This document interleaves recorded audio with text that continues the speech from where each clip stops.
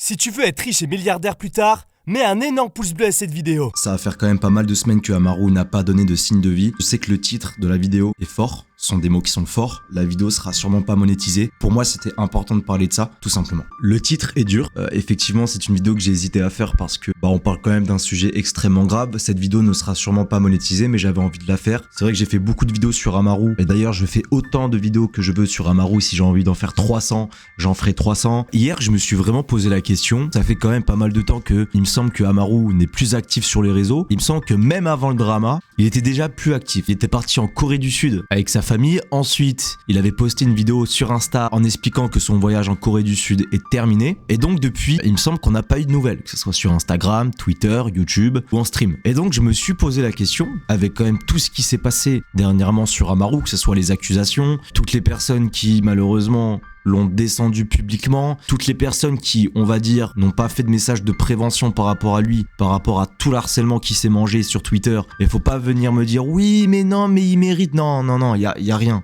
Il y a pas ça. Donc après tout ce qui s'est passé, on peut quand même se poser la question, surtout qu'en fait, moi j'étais tombé sur un extrait d'un stream de Amaru où il explique que à une époque, quand il habitait à Dubaï, il expliquait qu'il était pas du tout heureux à Dubaï pour plein de raisons que je ne sais même pas d'ailleurs. Mais voilà, il expliquait qu'il y a eu un moment donné où il a eu ce genre de pensée, l'envie tout simplement de mettre fin à ses jours. Je sais que c'est dur. Ce sont des phrases qui sont extrêmement dures, mais c'est aussi bien de se rendre compte de la réalité. Donc évidemment, j'espère ne jamais voir un jour une notification me disant que Amaru a mis fin à ses jours. J'ai envie, moi, de me rendre compte de comment est-ce que ça se passerait si jamais c'était le cas, malheureusement.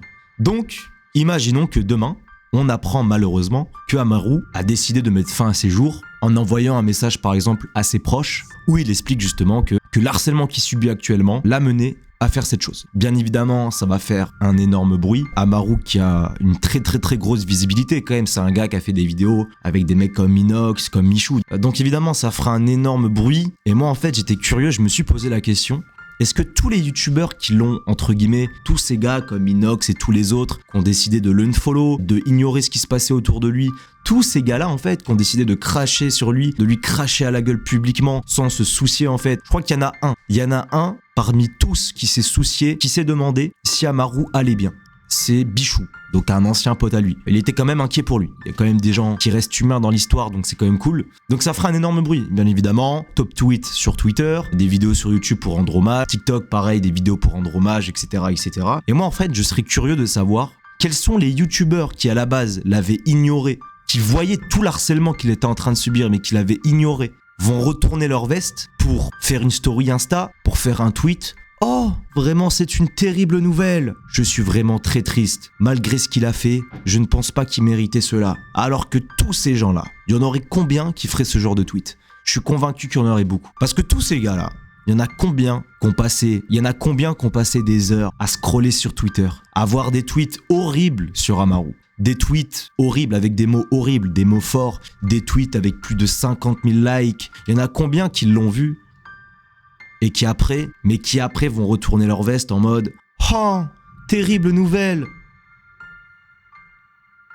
Je sais pas si c'est déjà arrivé, un youtubeur ou une youtubeuse mette fin à ses jours par rapport à un harcèlement sur internet. Il me semble qu'il y avait une streameuse malheureusement, c'était il y a 1 ou 2 ans qui l'avait fait parce qu'elle était victime d'harcèlement, je me souviens plus de son pseudo. C'est déjà arrivé malheureusement qu'il y ait des youtubeurs qui décèdent, Edison, mais je crois qu'on n'a jamais su pourquoi en fait. Je crois que c'était un accident, mais on sait que ça a fait beaucoup de bruit à l'époque. Mais je crois pas que c'est encore arrivé qu'il y a un gros youtubeur qui fasse ce genre de choses. Après, en second temps, je pense que après un épisode comme ça, je pense que la vision de l'harcèlement, en règle générale par rapport aux youtubeurs ou autres, va complètement changer. Ça, c'est quelque chose de sûr. Malheureusement, j'ai l'impression que pour que certains se rendent compte de la dinguerie de ce qu'est l'harcèlement, il faut malheureusement qu'il y ait une première personne qui passe à l'acte pour que tous les autres se rendent compte que c'est pas des conneries. Si ça arrive et que 2-3 mois après, on a un nouveau drama avec un youtubeur, avec des accusations, etc., ça va changer la donne. C'est évident que certains vont se poser les bonnes questions.